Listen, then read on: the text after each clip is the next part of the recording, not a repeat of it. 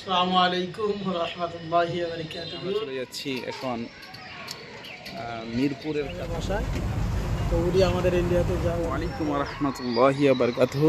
এই সেই মসজিদ, যে মসজিদের পিছনে মাদ্রাসা আছে, আর এই মাদ্রাসাতেই কোরআনের পাখিরা পড়াশোনা করে। খুবই সুন্দর একটা মজমা। এই যে আমার বন্ধু এখানে আছে ব্যাগ নিয়ে দাঁড়িয়ে। আজকে আমরা চলে যাচ্ছি বন্ধুর বাসা থেকে চলে যাচ্ছি। আমরা দুজন বন্ধু, এই একটা বন্ধু আর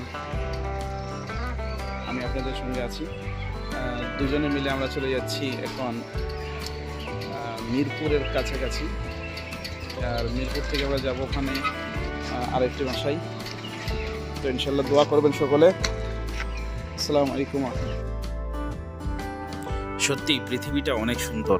যতই ঘুরি ততই মনে হয় নতুনত্ব কিছু দেখছি, এবং সঙ্গে সঙ্গে মনে হয় যে আরও সুন্দর কিছু দেখছি। বাংলাদেশের সুন্দর সুন্দর পরিবেশ এবং সুন্দর গাছপালা, মনে হচ্ছে যেন একটি অনন্য নতুন পৃথিবীতে এসে পড়েছি। এবং তারই সঙ্গে সঙ্গে আমরা চলেছি অন্য এক রাস্তা ধরে। শুধুই যেখানে যাচ্ছি মনে হয় অজানা কিছু নতুনকে অনুভব করছি। তাই আপনারা যারাই আছেন ভ্রমণ পিপাসু, অবশ্যই বাংলাদেশে এসে বিভিন্ন এলাকা ঘুরে যাবেন। কেননা বাংলাদেশের এলাকাগুলো যদি না দেখেন তাহলে আপনার অজানা অনেক কিছুই থেকে যাবে। আসসালামু আলাইকুম। এখন আমরা যাচ্ছি রেজাউল করিম ফারুকী, একটা বিশেষ বক্তা। তো এই বক্তার বাড়ি যাচ্ছি, তিনি আমাদেরকে রিসিভ করতে আসবেন। আমাদের মফিজুল ভাই একটু রেজাউল করিম ফারুক সম্পর্কে বলবেন।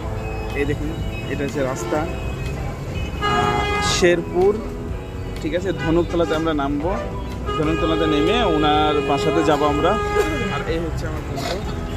আসসালামু আলাইকুম ওয়া রাহমাতুল্লাহি ওয়া বারাকাতুহু। আমরা আজকে যাচ্ছি বগুড়া শেরপুর ধনুকতলা বটতলা রেজাউল করিম ফারুকী সাহেবের বাসা। তো উনি আমাদের ইন্ডিয়াতে যায়, অনেক জায়গায় যায়, বক্তব্য করে, বক্তব্য রাখে। তো তাকে আমরা রিসিভ করে নেই। তো আমরা তার বাসায় আসছি। আলহামদুলিল্লাহ, ফাইনালি আমরা চলে এলাম রেজাউল করিম ফারুকীর বাড়িতে, এবং এখানে আমার বন্ধুটা আছে, দেখুন। আসসালামু আলাইকুম ওয়া রাহমাতুল্লাহি ওয়া বারাকাতুহু। সকলে কেমন আছেন?